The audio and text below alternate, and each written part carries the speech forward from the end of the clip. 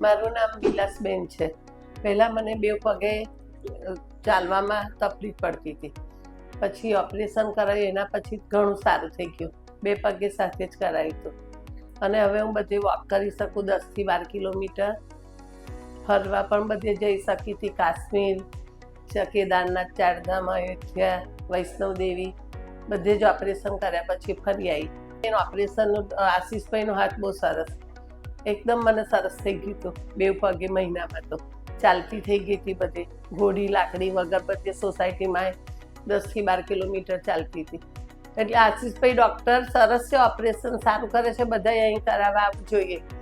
મને તો એમનું ગમી ગયું. દવાખાનામાં પણ બધા સારી રીતે કરતા હતા. દર્શનભાઈ પણ એક્સરસાઇઝ કરાવવા ઘેર આવતા હતા, એ પણ કમ્પ્લીટ એક્સરસાઇઝ કરાવી હતી એમને. એટલે દવાખાનું એક નંબરનું.